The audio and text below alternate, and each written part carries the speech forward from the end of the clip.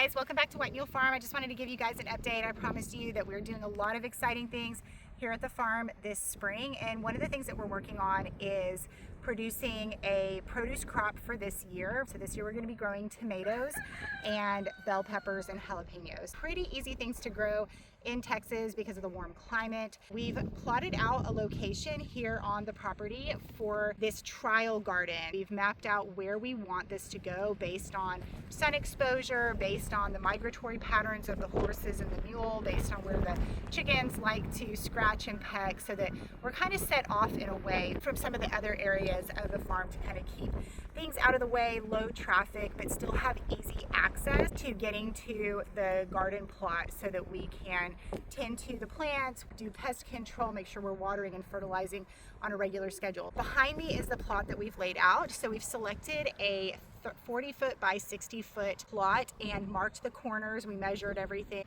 placing T-posts every 10 feet in between the corners. This barrier, this is going to be a temporary location. If we decide that we like this location long term, then we will put in a permanent fence. This location is going to be temporary. We're testing it out, so we're going to see if this works for this year. If it does, and this continues to be a great location for years in the future, then we will put in a permanent fence.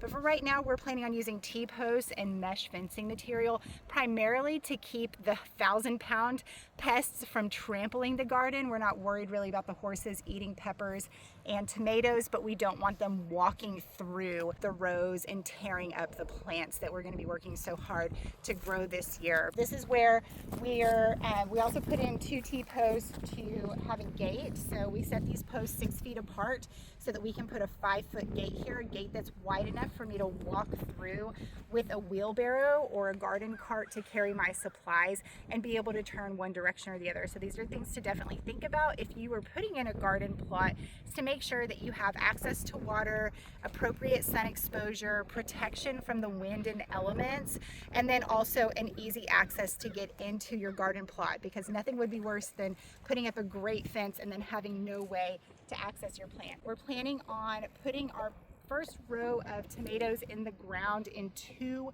weeks. Have a good harvest. They may just need a little extra TLC, and we'll see how things like temperature, rain, wind, and any kind of springtime storms may impact our growth this year. So we'll continue to keep you guys posted. We're going to take you along on this adventure as we are expanding and building here. We're going to take you along on this adventure as we are expanding and building here on the farm, and how we interact with the community and what products we're producing and selling. Thanks for tuning in. We appreciate you joining us.